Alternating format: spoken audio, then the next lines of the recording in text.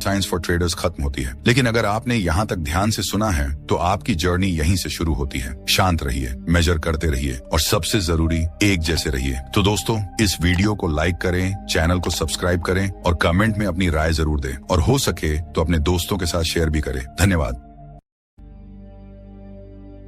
नमस्कार दोस्तों, अगर आप सोचते हैं कि ट्रेडिंग में इंडिकेटर काम नहीं करते या हर स्ट्रैटेजी कुछ समय बाद फेल हो जाती है तो शायद प्रॉब्लम मार्केट में नहीं है, शायद प्रॉब्लम हमारे देखने के नजरिए में है। दोस्तों, मेरा नाम जॉन ईहलर्स है। मैं ट्रेडर बनने से पहले एक इंजीनियर था और इंजीनियर होने के नाते मैंने एक बात बहुत जल्दी समझ ली थी। अगर कोई सिस्टम हर बार अलग अलग रिजल्ट दे रहा है तो प्रॉब्लम सिस्टम में नहीं, प्रॉब्लम उस सिस्टम को समझने के तरीके में है। जब मैंने ट्रेडिंग की दुनिया में कदम रखा तो मुझे हैरानी हुई। लोग इंडिकेटर्स इस्तेमाल कर रहे थे लेकिन ये नहीं जानते थे कि वो इंडिकेटर्स असल में काम कैसे करते हैं। कोई RSI लगा रहा था, कोई MACD, कोई मूविंग एवरेज, लेकिन कोई ये सवाल नहीं पूछ रहा था मार्केट बदलता क्यों है। इंडिकेटर एक फेज में काम करता है और दूसरे में फेल क्यों हो जाता है। यहीं से मेरी इंजीनियरिंग सोच ने ट्रेडिंग में एंट्री ली। मैंने मार्केट को ट्रेडर की तरह नहीं देखा, मैंने मार्केट को सिग्नल की तरह देखा, नॉइज और सिग्नल के फर्क की तरह, लैग और रिस्पॉन्स की तरह, स्ट्रक्चर और रैंडमनेस की तरह, और फिर एक एक करके वो सच सामने आने लगे जो ज्यादातर ट्रेडर्स देख ही नहीं पाते।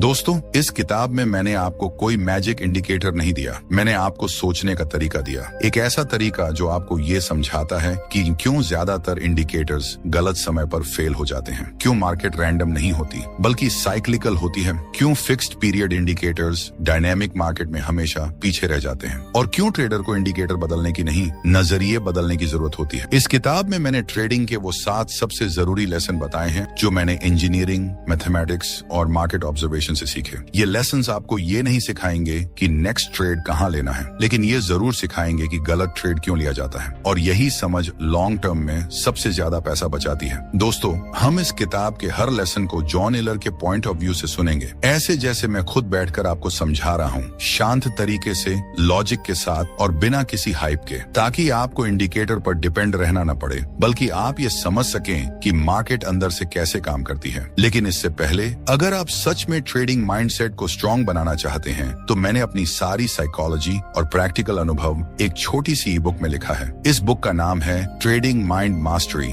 इसकी कीमत सिर्फ 299 रुपये है। कोई जबरदस्ती नहीं है। अगर आप चाहें तो इसे डिस्क्रिप्शन या कमेंट बॉक्स वाले लिंक से खरीद सकते हैं। बहुत कम शब्दों में बहुत गहराई वाला कंटेंट है। तो चलिए अब बढ़ते हैं आज की कहानी की ओर। दोस्तों, अगर आप मुझसे पूछें कि मेरी जिंदगी का पहला और सबसे बड़ा अध्याय क्या था तो मैं बिना सोचे कहूंगा ये समझना कि ज्यादातर इंडिकेटर्स काम क्यों नहीं करते।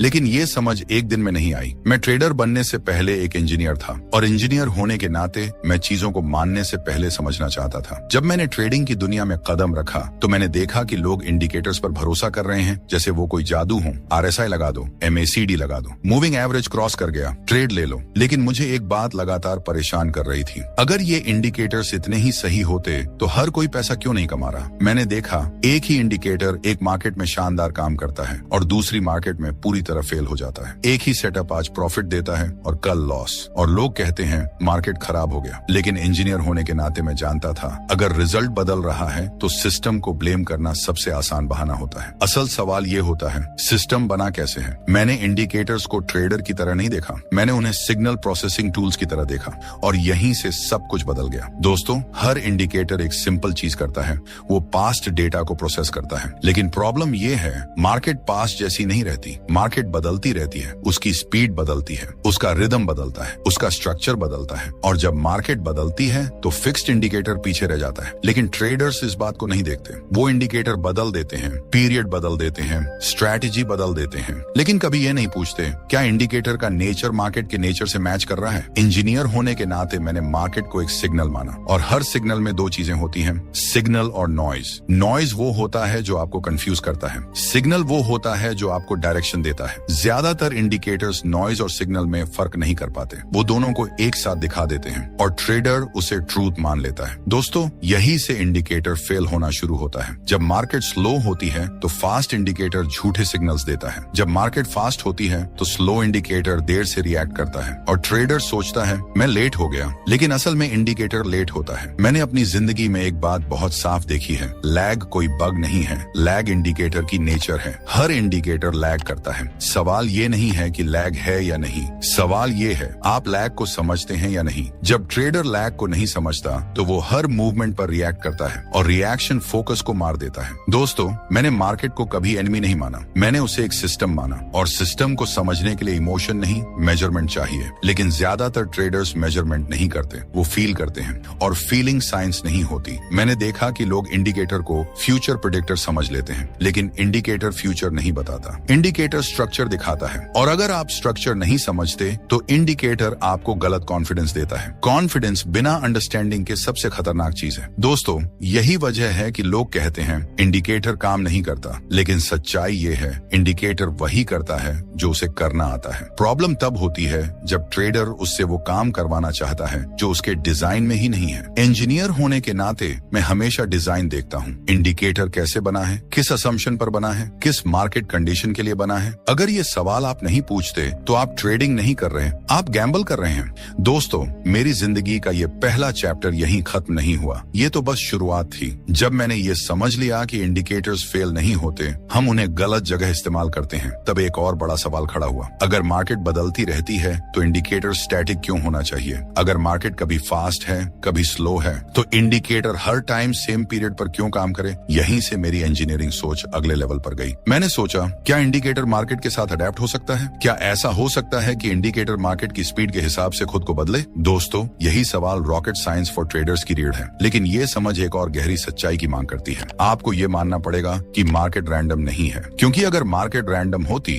तो एडेप्टेशन बेकार होती। तो सवाल ये है, मार्केट रैंडम है या उसके पीछे कोई हिडन स्ट्रक्चर है? यही वो सवाल है जिसका जवाब ज्यादातर ट्रेडर्स कभी ढूंढते ही नहीं, और यही से असली सीख शुरू होती है। अगले चैप्टर में मैं आपको बताऊंगा क्यों मार्केट पूरी तरह रैंडम नहीं है और साइकिल्स कैसे हर इंडिकेटर की असली सच्चाई बयान कर देते हैं। अगर आप यहाँ तक पहुँचे हैं तो यकीन मानिए, आप अब इंडिकेटर देखने वाले ट्रेडर नहीं रहे, आप सोचने वाले ट्रेडर बन चुके हैं, और यही बदलाव सबसे ज्यादा मायने रखता है। दोस्तों, अगर मेरी जिंदगी का पहला अध्याय ये समझना था कि इंडिकेटर्स क्यों फेल होते हैं, तो मेरी जिंदगी का दूसरा अध्याय इस सवाल से शुरू हुआ, क्या मार्केट सच में रैंडम है? क्योंकि अगर मार्केट रैंडम है तो ट्रेडिंग एक गैम्बल है, और अगर मार्केट रैंडम नहीं है तो ट्रेडिंग एक साइंस हो सकती है। इंजीनियर होने के नाते मैं रैंडमनेस को मानने से पहले मेजर करना चाहता था। मैंने देखा कि ज्यादातर ट्रेडर्स जब लॉस करते हैं तो एक ही बात कहते हैं, मार्केट रैंडम है, कुछ भी हो सकता है। ये लाइन सुनकर मैं हमेशा रुक जाता था, क्योंकि साइंस में रैंडमनेस एक बहुत सीरियस शब्द है। रैंडम का मतलब होता है कोई स्ट्रक्चर नहीं, कोई मेमोरी नहीं, कोई रिपीटेबल बिहेवियर नहीं। लेकिन मार्केट को देखते हुए मुझे कुछ और ही दिखाई दे रहा था। मैंने देखा कि मार्केट कभी बहुत तेज चलती है, कभी बहुत धीरे, कभी वो साफ ट्रेंड बनाती है और कभी वो एक रेंज में घूमती रहती है। अगर मार्केट पूरी तरह रैंडम होती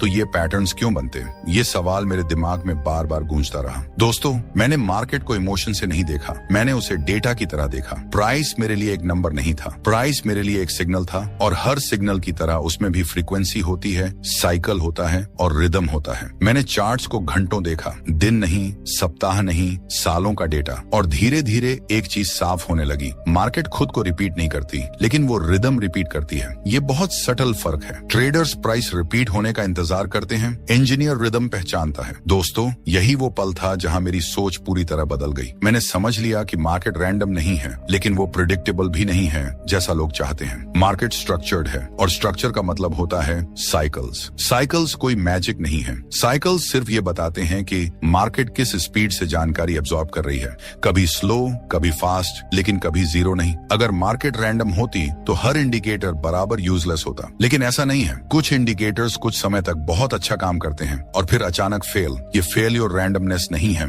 ये साइकिल चेंज है। दोस्तों, यहीं पर ज्यादातर ट्रेडर्स सबसे बड़ी गलती करते हैं। वो सोचते हैं इंडिकेटर खराब हो गया, लेकिन असल में मार्केट फेज बदल चुकी होती है। इंडिकेटर वही रहता है, लेकिन मार्केट का रिदम बदल जाता है, और फिक्स्ड इंडिकेटर डायनेमिक मार्केट में अंधा हो जाता है। मैंने ये भी देखा कि लोग कहते हैं ये सिर्फ कोइंसिडेंस है, लेकिन कोइंसिडेंस इतनी बार रिपीट नहीं होता। जब कोई चीज बार बार होती है तो वो रैंडमनेस नहीं होती, वो स्ट्रक्चर होती है जिसे हम समझ नहीं पा रहे। दोस्तों, ये समझ मेरे लिए बहुत अनकंफर्टेबल थी, क्योंकि अगर मार्केट स्ट्रक्चर्ड है तो इग्नोरेंस का कोई बहाना नहीं बचता। फिर फेलियर लक की वजह से नहीं, फेलियर अंडरस्टैंडिंग की कमी से होती है, और ये बात ईगो को बहुत चोट पहुंचाती है। लेकिन इंजीनियर होने के नाते मैं ईगो नहीं, ट्रूथ ढूंढ रहा था। मैंने मार्केट को एक ऐसा सिस्टम माना जो हमेशा बदलता रहता है, लेकिन बिना वजह नहीं। हर मूव के पीछे एक कारण नहीं होता, लेकिन हर फेज के पीछे एक लॉजिक जरूर होता है। यही लॉजिक साइकिल्स में छिपा होता है। दोस्तों, साइकिल्स का मतलब ये नहीं कि मार्केट हर 20 दिन में ऊपर जाएगी और हर 20 दिन में नीचे। साइकिल्स का मतलब है मार्केट का इंटरनल क्लॉक, एक ऐसा क्लॉक जो स्पीड बदलता रहता है, और जब स्पीड बदलती है तो इंडिकेटर्स की एक्यूरेसी बदल जाती है। ट्रेडर्स एक्यूरेसी ढूंढते हैं, इंजीनियर अलाइनमेंट ढूंढता है। अलाइनमेंट मतलब इंडिकेटर की स्पीड मार्केट की स्पीड से मैच कर रही है या नहीं, और जब अलाइनमेंट टूटता है तो सिग्नल नॉइज बन जाता है। यही वजह है कि मार्केट कभी बहुत साफ दिखती है और कभी बहुत कंफ्यूजिंग। मार्केट कंफ्यूजिंग नहीं होती,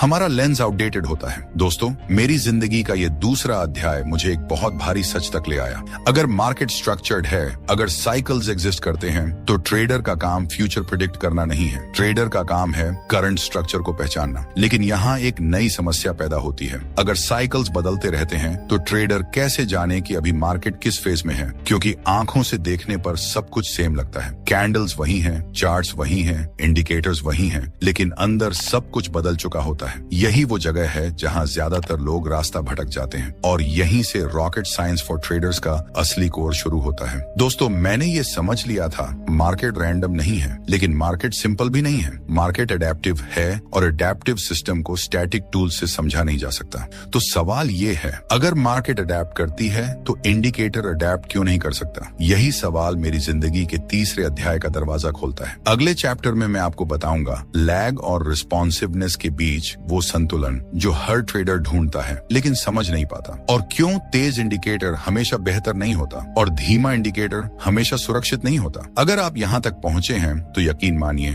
आप मार्केट को रैंडम समझना छोड़ चुके हैं।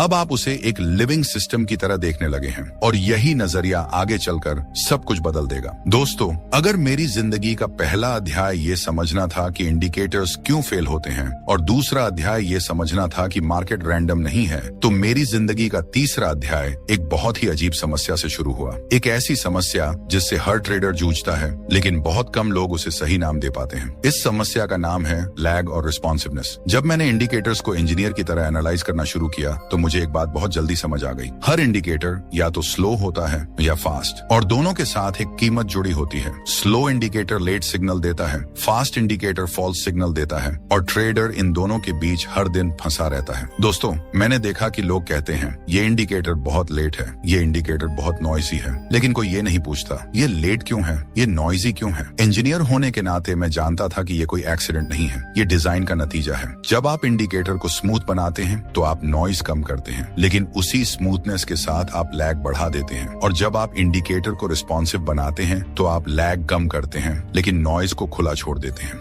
दोस्तों, यही वो जगह है जहां ज्यादातर ट्रेडर्स गलत उम्मीद पाल लेते हैं। वो चाहते हैं कोई ऐसा इंडिकेटर जो फास्ट भी हो और एक्यूरेट भी, लेकिन साइंस में ऐसा कुछ मुफ्त में नहीं मिलता। हर चीज की कीमत होती है, और ट्रेडिंग में उस कीमत का नाम है ट्रेड ऑफ। मैंने अपने करियर में एक बात बहुत साफ देखी है, लैग कोई दुश्मन नहीं है, नॉइज कोई दुश्मन नहीं है, दुश्मन है उन्हें न समझना।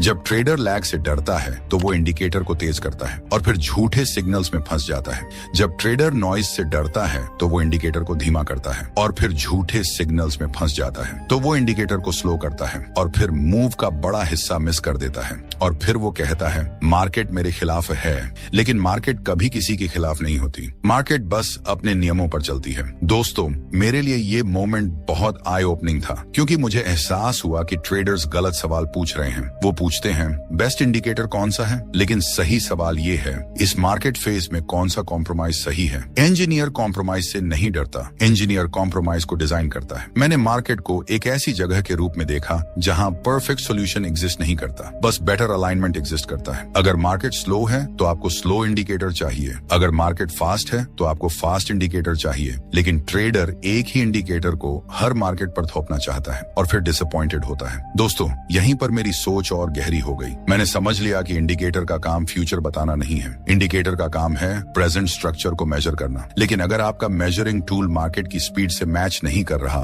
तो आपकी मेजरमेंट गलत होगी, और गलत मेजरमेंट गलत कॉन्फिडेंस पैदा करती है। कॉन्फिडेंस विदाउट क्लैरिटी ट्रेडिंग में सबसे खतरनाक चीज है। मैंने ये भी देखा कि लोग कहते हैं फास्ट इंडिकेटर रिस्की होता है, लेकिन फास्ट इंडिकेटर रिस्की नहीं होता। रिस्की होता है उसे गलत मार्केट में इस्तेमाल करना, और स्लो इंडिकेटर सेफ नहीं होता। स्लो इंडिकेटर बस आपको देर से सच बताता है। दोस्तों, मेरी जिंदगी का ये तीसरा अध्याय मुझे एक बहुत भारी सच तक ले आया। ट्रेडिंग में कोई यूनिवर्सल सॉल्यूशन नहीं होता। जो चीज आज काम कर रही है जरूरी नहीं कल भी वही काम करे, और ये फेलियर नहीं है, ये नेचर है अडेप्टिव सिस्टम्स की। मार्केट अडेप्टिव है और अडेप्टिव सिस्टम को अडेप्टिव टूल्स चाहिए, लेकिन अडेप्टिव टूल्स बनाने से पहले एक और चीज समझनी जरूरी थी। अगर मार्केट की स्पीड लगातार बदलती रहती है तो ट्रेडर उस स्पीड को मेजर कैसे करे, क्योंकि आंखों से स्पीड नहीं दिखती। चार्ट पर सब कुछ नॉर्मल लगता है, लेकिन अंदर टेम्पो बदल चुका होता है। यही वो जगह है जहां ज्यादातर ट्रेडर्स पूरी तरह ब्लाइंड हो जाते हैं, और यहीं से रॉकेट साइंस फॉर ट्रेडर्स का अगला दरवाजा खुलता है। दोस्तों, मैंने खुद से पूछा,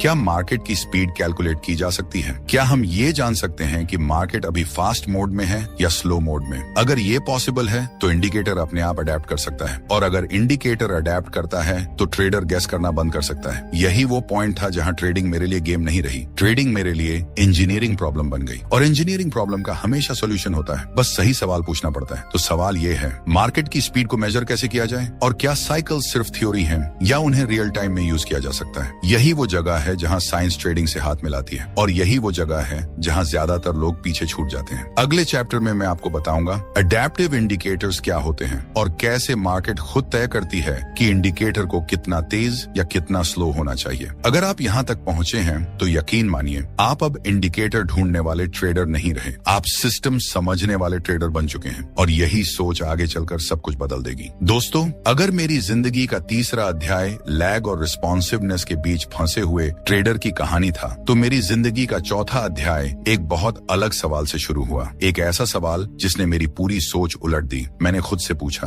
अगर मार्केट बदलती रहती है तो इंडिकेटर स्थिर क्यों होना चाहिए? ये सवाल सुनने में बहुत सिंपल लगता है, लेकिन ट्रेडिंग की दुनिया में ये सवाल खतरनाक है, क्योंकि ये सवाल पूरे इंडिकेटर बेस्ड ट्रेडिंग सिस्टम की नींव को हिला देता है। दोस्तों, मैंने देखा कि ट्रेडर्स इंडिकेटर बदलते रहते हैं, कभी RSI, कभी MACD, कभी स्टोकेस्टिक, लेकिन मैंने कभी किसी को ये कहते नहीं सुना, मार्केट बदल गई है, चलो इंडिकेटर को मार्केट के हिसाब से बदलें। क्यों? क्योंकि ज्यादातर लोग इंडिकेटर को एक टूल नहीं, एक ट्रूथ मान लेते हैं। इंजीनियर ऐसा नहीं सोचता। इंजीनियर जानता है कि टूल को एनवायरनमेंट के हिसाब से अडेप्ट करना पड़ता है। मैंने मार्केट को एक डायनेमिक सिस्टम की तरह देखा, और डायनामिक सिस्टम में स्टैटिक सॉल्यूशन हमेशा फेल होता है। दोस्तों, यहीं से अडेप्टिव इंडिकेटर्स का विचार पैदा हुआ। मैंने सोचा, अगर मार्केट कभी तेज है और कभी धीमी, अगर कभी ट्रेंड मजबूत है और कभी कमजोर, तो इंडिकेटर को भी ये समझना चाहिए। इंडिकेटर को ये पता होना चाहिए कि वो किस मार्केट में काम कर रहा है। लेकिन सवाल ये था, इंडिकेटर मार्केट को समझे कैसे? मार्केट बोलती नहीं, मार्केट सिग्नल देती है।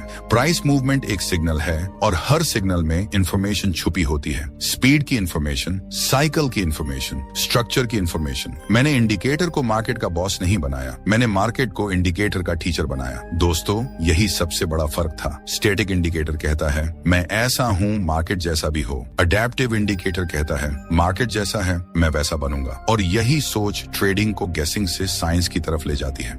मैंने देखा कि जब मार्केट स्लो होती है तो लॉन्ग टर्म साइकिल्स डोमिनेट करते हैं, और जब मार्केट फास्ट होती है तो शॉर्ट टर्म साइकिल्स डोमिनेट करते हैं। लेकिन ट्रेडर हर टाइम एक ही पीरियड यूज करता है। यहीं से गलत सिग्नल्स पैदा होते हैं। एडेप्टिव इंडिकेटर ये नहीं पूछता क्या प्राइस ऊपर जाएगा, एडेप्टिव इंडिकेटर पूछता है मार्केट इसमें कितनी तेज सांस ले रही है। और जैसे ही इंडिकेटर मार्केट की सांस पहचान लेता है, वो अपने पैरामीटर्स खुद एडजस्ट कर लेता है। दोस्तों, ये कोई मैजिक नहीं है, ये सिर्फ मेजरमेंट है। मार्केट की स्पीड को मेजर करना, मार्केट के डोमिनेंट साइकिल को पहचानना, और इंडिकेटर को उसी रिदम में चलाना। यही वो पल था जब मुझे एहसास हुआ, इंडिकेटर फेलियर इंडिकेटर की गलती नहीं थी, इंडिकेटर फेलियर ट्रेडर की जिद थी। जिद की एक ही टूल हर जगह काम करे, लेकिन प्रकृति ऐसा नहीं करती। समुद्र में एक ही नाव हर मौसम में नहीं चलती। इंजन बदलना पड़ता है, स्पीड बदलनी पड़ती है, डायरेक्शन एडजस्ट करनी पड़ती है। मार्केट भी एक ओशन है, और ट्रेडर वन उसमें तैरने वाला इंसान। अगर आप पानी की गति नहीं समझेंगे तो डूबना तय है। दोस्तों,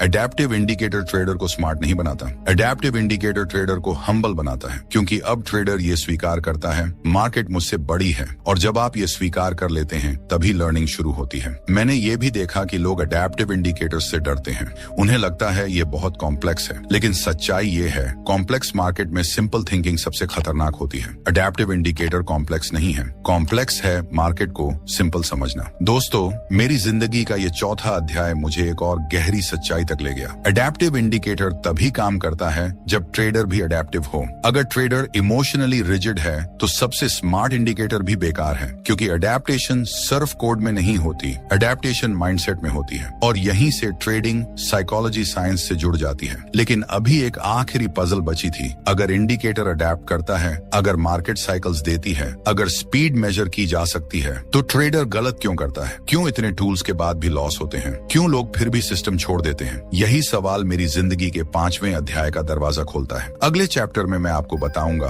क्यों ट्रेडर्स सिस्टम्स पर भरोसा खो देते हैं और कैसे मार्केट फेस चेंज सबसे इंटेलिजेंट ट्रेडर को भी कंफ्यूज कर देता है। अगर आप यहाँ तक पहुँचे हैं तो अब आप इंडिकेटर्स को सिग्नल्स नहीं सिस्टम्स की तरह देखने लगे हैं और यही फर्क ट्रेडिंग को नेक्स्ट लेवल पर ले जाता है। दोस्तों, अगर मेरी जिंदगी के पहले 4 अध्याय मार्केट, इंडिकेटर्स और अडेप्टेशन को समझने की कहानी थे, तो मेरी जिंदगी का 5वां अध्याय एक बहुत अनकंफर्टेबल सवाल से शुरू हुआ। एक ऐसा सवाल जिससे ज्यादातर ट्रेडर्स भागना चाहते हैं। अगर सिस्टम सही है तो लोग उसे छोड़ क्यों देते हैं? मैंने देखा कि ट्रेडर्स बड़े भरोसे के साथ कोई सिस्टम अपनाते हैं, बैक टेस्ट करते हैं, कॉन्फिडेंस बनाते हैं और कुछ समय तक रिजल्ट्स भी अच्छे आते हैं। फिर अचानक लॉसेस शुरू हो जाते हैं और वही ट्रेडर जो कल सिस्टम पर जान देता था, आज कहता है ये सिस्टम अब काम नहीं करता। दोस्तों, ये बात मुझे अंदर तक परेशान करती थी, क्योंकि इंजीनियर होने के नाते मैं जानता था अगर कोई सिस्टम कुछ समय काम करता है तो वो रैंडम नहीं है और अगर वो बाद में फेल करता है तो वो बेकार भी नहीं है। तो फिर प्रॉब्लम कहाँ है? मैंने ट्रेडर्स को ऑब्जर्व किया, मैंने उनके ट्रेड्स नहीं देखे, मैंने उनके रिएक्शंस देखे और वहीं मुझे एक बहुत गहरी सच्चाई दिखाई दी। ट्रेडर्स सिस्टम से इसलिए नहीं हारते क्योंकि सिस्टम्स खराब होते हैं। ट्रेडर्स सिस्टम से इसलिए हारते हैं क्योंकि मार्केट फेज बदल जाती है और ट्रेडर खुद को उस बदलाव के लिए तैयार नहीं करता। दोस्तों, मार्केट फेजेस में चलती है, कभी ट्रेंड स्ट्रांग होता है, कभी वीक होता है, कभी वॉलेटिलिटी हाई होती है, कभी लो। अडेप्टिव इंडिकेटर इन फेजेस को पहचान सकता है, लेकिन ट्रेडर का दिमाग इतनी जल्दी अडेप्ट नहीं करता। ट्रेडर आदतों से चलता है और आदतें चेंज से डरती हैं। मैंने देखा कि जब सिस्टम लगातार जीत देता है तो ट्रेडर कंफर्टेबल हो जाता है, वो अलर्ट रहना छोड़ देता है, वो मान लेता है अब तो मुझे मार्केट समझ आ गई है। और यहीं से सबसे खतरनाक फेज शुरू होता है, over confidence. Over confidence system का दुश्मन नहीं है, ये ट्रेडर का दुश्मन है। जब मार्केट फेज बदलती है, सिस्टम सिग्नल्स बदलता है, लेकिन ट्रेडर पुराने कॉन्फिडेंस के साथ नए सिग्नल्स को इग्नोर कर देता है और जब लॉसेस आते हैं तो ट्रेडर सिस्टम को ब्लेम करता है, सिस्टम को छोड़ देता है। लेकिन सच ये है, सिस्टम ने कभी वादा ही नहीं किया था कि वो हर फेज में सेम रिजल्ट देगा। ये वादा ट्रेडर ने खुद से किया था। दोस्तों, मैंने ये भी देखा कि ट्रेडर्स सिस्टम से भावनात्मक रिश्ता बना लेते हैं। वो कहते हैं ये मेरा सिस्टम है, लेकिन मार्केट किसी का नहीं होती। मार्केट इंडिफरेंट है, उसे फर्क नहीं पड़ता कि आप किस सिस्टम से जुड़े हैं। मार्केट बस अपनी कंडीशन बदलती रहती है और जो सिस्टम मार्केट को फॉलो करता है वो सरवाइव करता है।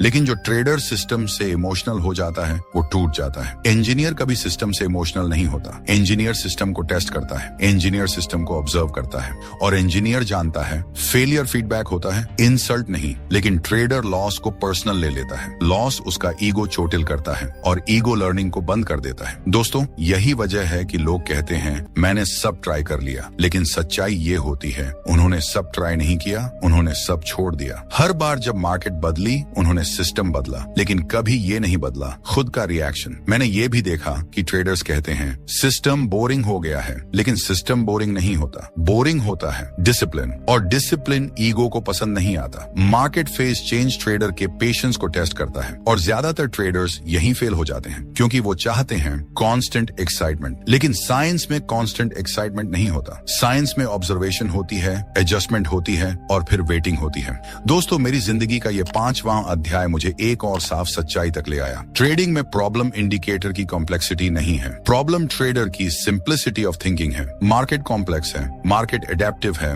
मार्केट लेयर्ड है और ट्रेडर चाहता है एक सिंपल आंसर। लेकिन सिंपल आंसर कॉम्प्लेक्स सिस्टम में काम नहीं करता। मैंने समझ लिया कि सिस्टम पर भरोसा टूटने का असल कारण सिस्टम नहीं है, असल कारण है एक्सपेक्टेशन मिसमैच। ट्रेडर सिस्टम से परफेक्शन चाहता है, सिस्टम ट्रेडर से एडेप्टेशन चाहता है और जब ये दोनों एक लाइन में नहीं होते तो रिश्ता टूट जाता है। दोस्तों, अब यहाँ एक बहुत जरूरी सवाल आता है। अगर सिस्टम्स फेल नहीं करते, अगर मार्केट फेसेस चेंज करती है, अगर इंडिकेटर्स अडेप्ट कर सकते हैं, तो ट्रेडर खुद को कैसे स्टेबल रखे? ट्रेडर अपना भरोसा कैसे बनाए रखे? ट्रेडर कैसे जाने कि सिस्टम को एडजस्ट करना है या खुद को? यही वो सवाल है जहां ज्यादातर लोग पूरी तरह कंफ्यूज हो जाते हैं और यहीं से रॉकेट साइंस फॉर ट्रेडर्स का अगला और बहुत क्रिटिकल अध्याय शुरू होता है। क्योंकि अब बात इंडिकेटर की नहीं रही, अब बात डिसीजन मेकिंग की है। अब बात इसकी है कि जब मार्केट फेस बदल जाए तो ट्रेडर क्या करे? रुके, बदले या छोड़ दे? यही वो जंक्शन है जहां साइंस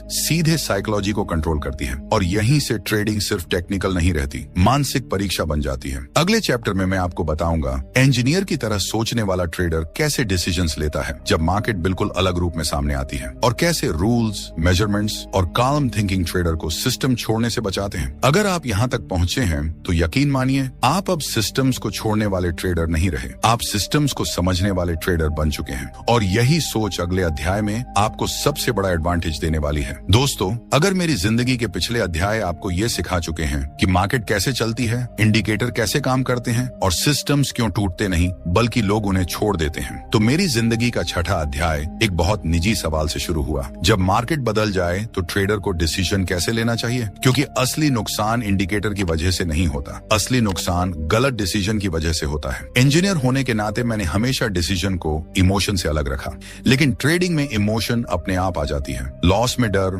प्रॉफिट में लालच, साइलेंस में इम्पेशंस, और ट्रेडर सोचता है कि वो रैशनल है जबकि उसका दिमाग रिएक्शन मोड में होता है। मैंने देखा कि ज्यादातर ट्रेडर्स डिसीजन नहीं लेते, वो रिएक्ट करते हैं। प्राइस ऊपर गया बाय, प्राइस नीचे गया सेल, इंडिकेटर पलटा एग्जिट। लेकिन रिएक्शन और डिसीजन में बहुत बड़ा फर्क होता है। रिएक्शन इंस्टेंट होता है, डिसीजन मेजर्ड होता है। रिएक्शन इमोशन से आता है, डिसीजन फ्रेमवर्क से आता है। और यही फ्रेमवर्क मेरी जिंदगी का छठा और सबसे जरूरी अध्याय बना। दोस्तों, मैंने कभी ये नहीं पूछा मार्केट क्या करने वाली है, मैंने हमेशा ये पूछा मार्केट अभी क्या है। ये सवाल सुनने में छोटा है लेकिन इसका असर बहुत बड़ा है। जब आप फ्यूचर पूछते हैं तो आप गेस करते हैं, जब आप प्रेजेंट पूछते हैं तो आप मेजर करते हैं। इंजीनियर गेसिंग से नहीं चलता, इंजीनियर मेजरमेंट से चलता है। मैंने अपने लिए एक बहुत सादा नियम बनाया, अगर मैं मार्केट को मेजर नहीं कर पा रहा तो मैं डिसीजन नहीं लूंगा। No trade is also decision. दोस्तों, यही वो जगह है जहां इमोशनल ट्रेडर और इंजीनियर ट्रेडर अलग हो जाते हैं। इमोशनल ट्रेडर हर समय कुछ करना चाहता है, इंजीनियर ट्रेडर हर समय कुछ समझना चाहता है। मैंने मार्केट को 3 नजरियों से देखना शुरू किया। मार्केट का स्ट्रक्चर क्या है, मार्केट की स्पीड क्या है,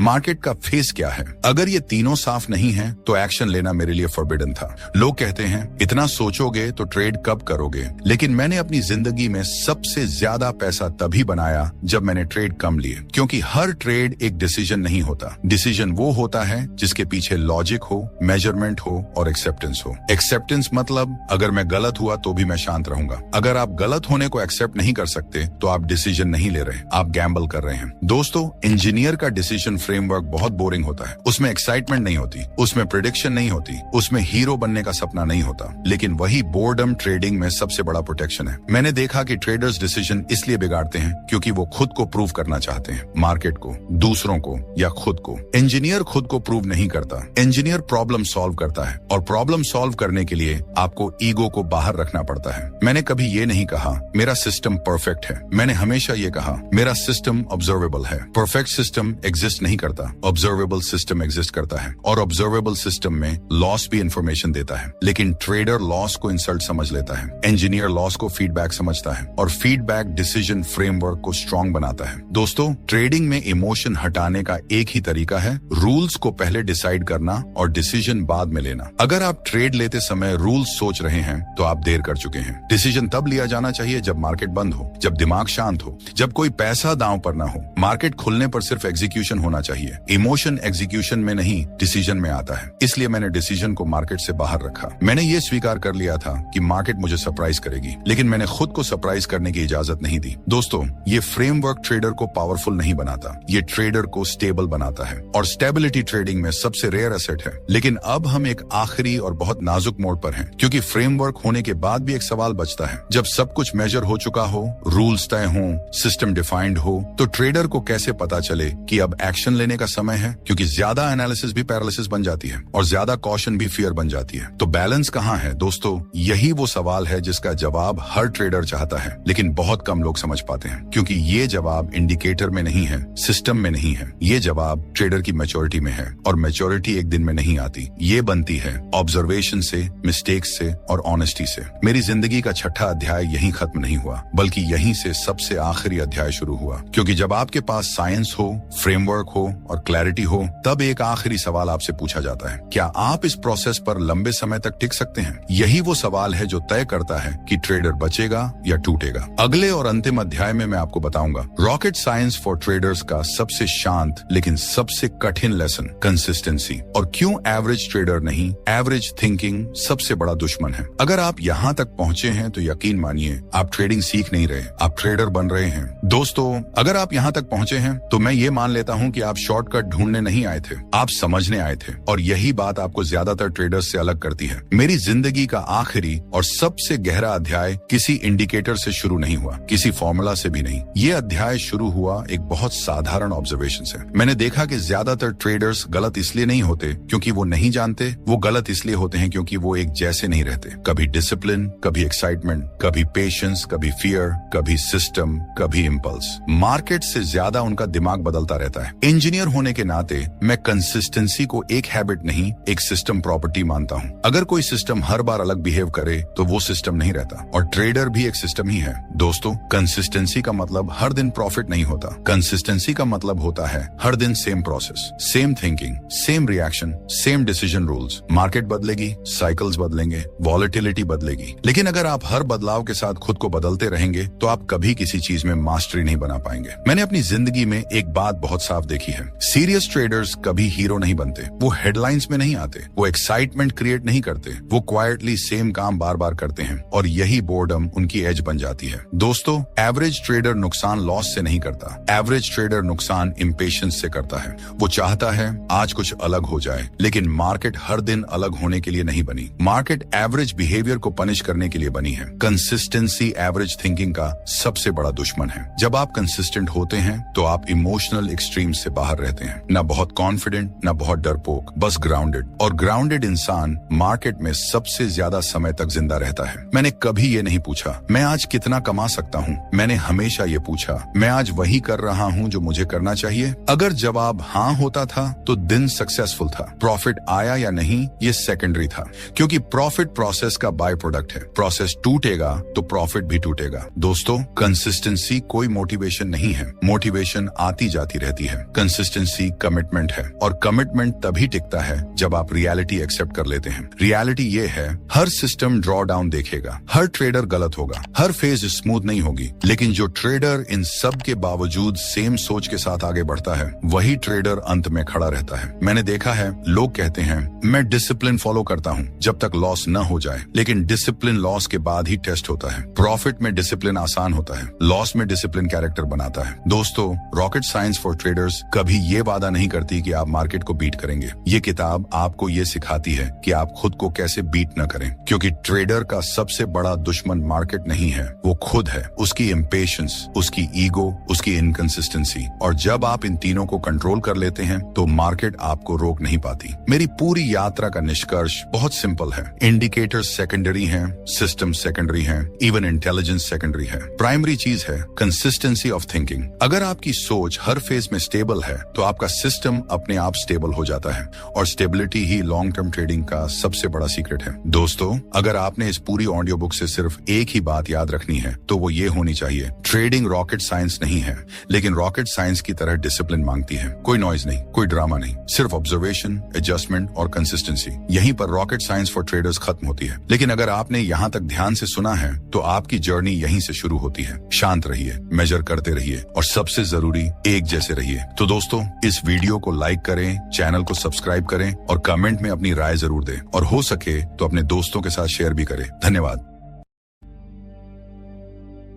नमस्कार दोस्तों, अगर आप सोचते हैं कि ट्रेडिंग में इंडिकेटर काम नहीं करते या हर स्ट्रैटेजी कुछ समय बाद फेल हो जाती है तो शायद प्रॉब्लम मार्केट में नहीं है, शायद प्रॉब्लम हमारे देखने के नजरिए में है। दोस्तों, मेरा नाम जॉन इहलर्स है। मैं ट्रेडर बनने से पहले एक इंजीनियर था, और इंजीनियर होने के नाते मैंने एक बात बहुत जल्दी समझ ली थी। अगर कोई सिस्टम हर बार अलग अलग रिजल्ट दे रहा है तो प्रॉब्लम सिस्टम में नहीं, प्रॉब्लम उस सिस्टम को समझने के तरीके में है। जब मैंने ट्रेडिंग की दुनिया में कदम रखा तो मुझे हैरानी हुई। लोग इंडिकेटर्स इस्तेमाल कर रहे थे, लेकिन ये नहीं जानते थे कि वो इंडिकेटर्स असल में काम कैसे करते हैं। कोई RSI लगा रहा था, कोई MACD, कोई मूविंग एवरेज, लेकिन कोई ये सवाल नहीं पूछ रहा था मार्केट बदलता क्यों है, इंडिकेटर एक फेज में काम करता है और दूसरे में फेल क्यों हो जाता है। यहीं से मेरी इंजीनियरिंग सोच ने ट्रेडिंग में एंट्री ली। मैंने मार्केट को ट्रेडर की तरह नहीं देखा, मैंने मार्केट को सिग्नल की तरह देखा, नॉइज और सिग्नल के फर्क की तरह, लैग और रिस्पॉन्स की तरह, स्ट्रक्चर और रैंडमनेस की तरह, और फिर एक एक करके वो सच सामने आने लगे जो ज्यादातर ट्रेडर्स देख ही नहीं पाते। दोस्तों, इस किताब में मैंने आपको कोई मैजिक इंडिकेटर नहीं दिया, मैंने आपको सोचने का तरीका दिया। एक ऐसा तरीका जो आपको ये समझाता है कि क्यों ज्यादातर इंडिकेटर्स गलत समय पर फेल हो जाते हैं, क्यों मार्केट रैंडम नहीं होती बल्कि साइक्लिकल होती है,